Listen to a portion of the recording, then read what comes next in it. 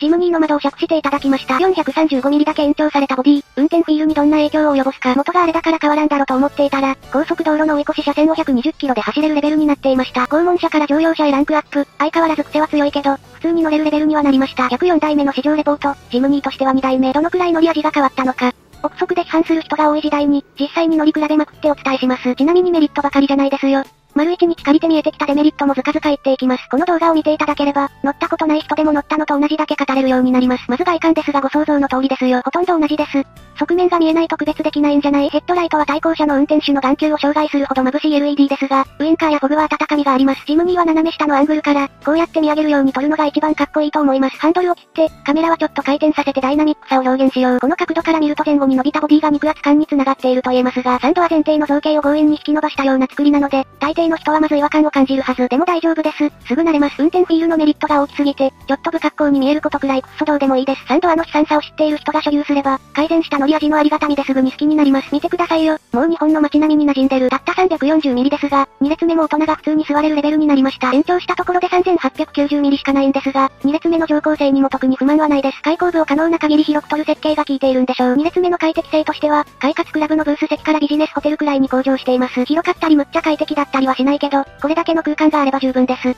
リクライニングも1段階だけあります。新車価格は約300万円。グレードは最上位の5つのみ。日本仕様だとレーダークルコンがつくようですね。ステアリングもレザーで質感は良好です。現代装備を持ちつつもゴテゴテ感がしっかりあるんです。クルコン、インフォディスプレイ、ステアリング内蔵のオーディオ用リモコン、Apple CarPlay 対応ナビに、丸が3連の非常に使いやすいエアコンパネル、メーター内のインフォディスプレイは燃費関連の情報を表示できます。燃費としてはリッター12キロくらいが限界ですね。巡航時はもう少し上がりそうですが、今の時代はガソリン代もバカにならなさそう。パワーウィンドウはここなんですよね。ストレート式シフト、まさかの4速 AT です。マジかよ。オーバードライブオフボタンがあり、これを押すと3速以下に入ります。ギア同士は明確に離れているので、ストレート式の中では行き過ぎる系の入れ間違いは少ないと思います。山道の下りでエンブレのために2速に落とすことは多いです。ボタンを押さないと、N から上には引っかかって入らない。覚えておきましょう。2速から D に戻そうとして行き過ぎても、ボタンさえ押していなければ N で止まります。アクセルを踏まずに D に戻し、一呼吸置いてからアクセルを踏んで冷静に復帰しましょう。4速 AT とオーバードライブオフボタンで、疑似的に全部のギアを選べちゃうんですね。ハンドサイドブレーキと4輪駆動切り替え、高速安定性のためにアスファルトの上でも4区に入れる方がいるようですが、ノマドになって直進安定性が輝かしいほど向上したため、その必要はもうないと思います。99% のユーザーがその障害の 99% をアスファルトの上で終えるジムにモノコックボディやストラット式のサスを積んだ、ハイブリッドモデルが出る日は来るんでしょうか。エンジンルームはスッカスカ、AE86 を彷彿とさせます。1.5 リッターの直4自然吸気エンジンで102馬力、スポーツカーみたいな元気のいい音を響かせます。1.5 リッター NA の割にはやけにエンジンルームが熱い。実はこのジムニーは静粛性もかなり高いです。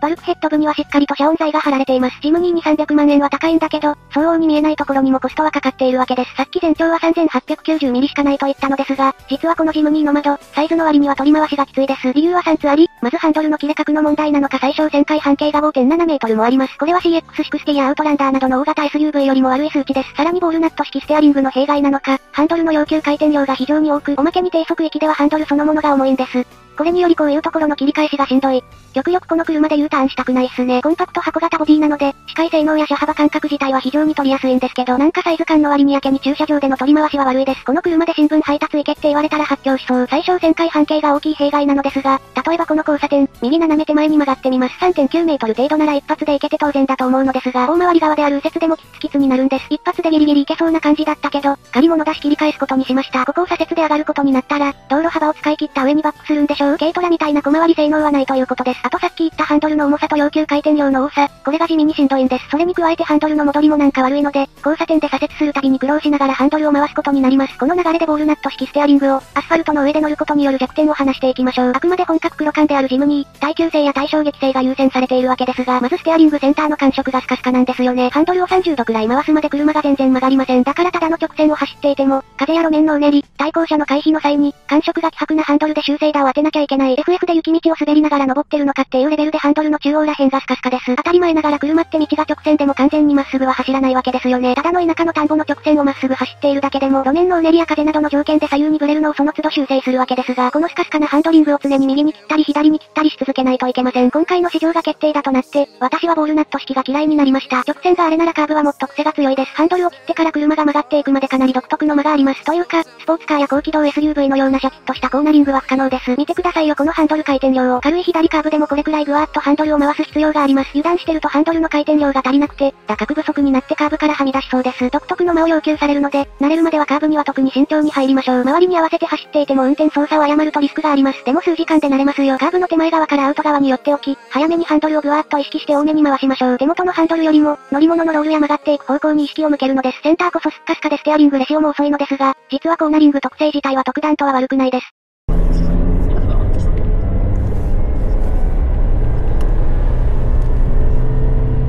5ドアモデルでも車重は1190キロ。幅も1645ミリしかなく、エンジンは元気な音を奏でる直4。路面はウェットで段差もあるため油断はできませんが、慣れてきたのでちょっと攻め立てましょう。ロールを早い段階で抑え込んでくれるため、車高が高い割にはカーブでもあまりぐらつきません。旋回姿勢さえ作れば、軽量コンパクトで意外とスムーズに曲がっていってくれるんです。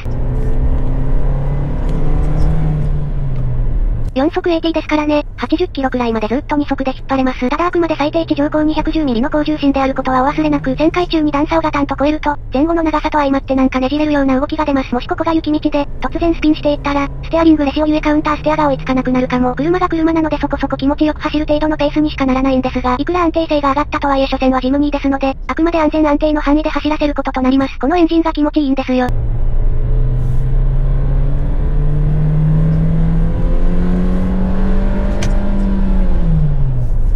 所詮は 1.5 リッターの102馬力なので、ちょっと前が開けたからと踏んだ程度でも分回ります。でもスポーツカーに見劣りしない元気のいい直4サウンドが響いて、NA らしいトルク特性で加速していくんです。これが気持ちいいので、加速性能自体は微妙だけど走っていてむしろ楽しいです。5速マニュアルで乗れば、街乗りなら下手なスポーツカーより楽しく走れるんじゃないかな。しっかり踏めば交通の流れも妨げないくらいのペースで走れる。ちなみに慣れが必要な優位点として、ブレーキを半分くらいは踏み込まないと制動力が立ち上がってきません。慣れたらなんとも思わなくなりますが、ブレーキといいハンドリングといい、慣れるまでは一段と慎重に乗る必要があるのがジムニー。たまにある速い流れにも、上がった安定性で普通についていけるようになったね。おいおい大丈夫かよ。そこまで左に寄らなくっても、遅い車に詰まってしまっても、ジムニーの加速力では多分追い越せないのは人によっては気になるかも。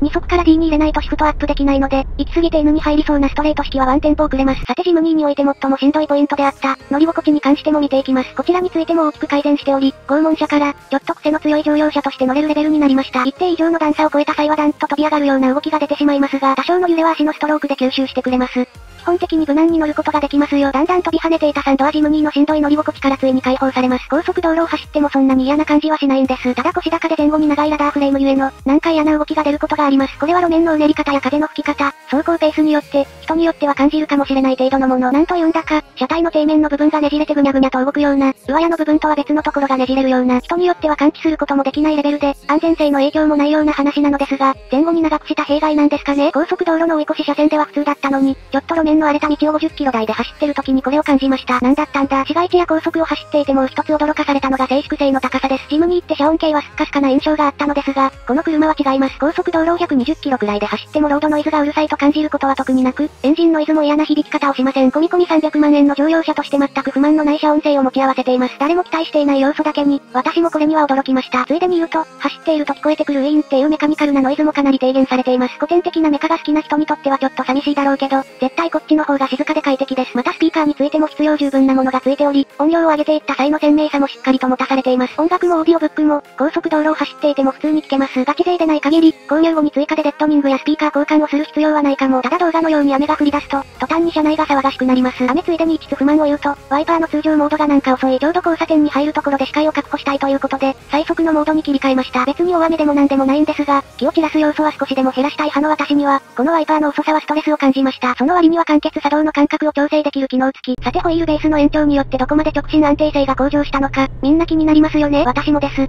というわけで高速道路に乗り込め。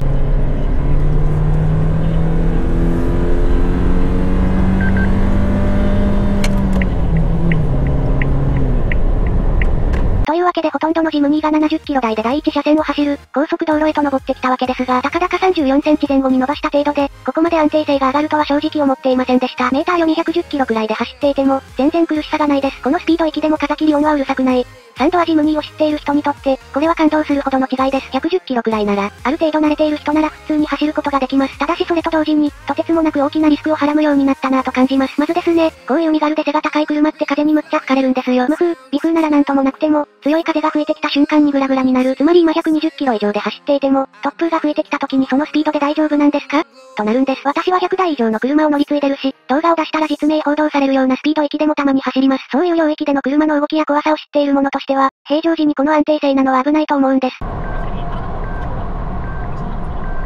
トンネルから出た瞬間に突風に吹かれることがあります。理想的な直線なら120キロくらいなら出そうだけど、そうやっていけるじゃんって、なんならこの YouTuber が120キロいけるって言ってたじゃんって、心得のない人がよく考えずに追い越し車線に来て、速度計も見ずにアクセルを踏む。中央道の下り坂とか油断してアクセル踏んでるとかなりのスピードが乗るので、その先で路面が急にうねり出したり、突風が吹いて姿勢が乱されたりしたら、盛大に吹っ飛んで大事故を起こしそうだなと思います。多分車内の人間は全員死ぬし、ニュース記事や動画のサムネイルからでも悲惨さが伝わるような事故現場になる。そもそもが小柄な高重心者だからイレギュラーに対してむちゃくちゃ弱い。その割にはフラッチ路面で無風な、理想的な条件下における直進性だけはある。ジムニーの窓の安定性の裏に隠されたとんでもない危険性、伝わってるといいんですが、ジムニーでそんなスピード出さないよっていう話ですが、いやどうだろうね。2年後のゴールデンウィークあたりで何かしら起きても、この乗り味ならおかしくはない。ただ4速 AT でも巡航時のエンジンがうるさくないどころか、110キロ以上で踏み込んでもしっかりと加速していくのは驚きです。最後に一つ。さっきハンドルのセンターがスッカスカだと言いましたが、当たり前ながら高速道路におけるレーンチェンジ中もハンドルがスッカスカです。どちらかというと曲がり終わってからハンドルを戻す方の場面において、この感触のなさが怖いです。感動するほど改善はしたけど、所詮は約10%ちょい伸びただけのジムニーであること。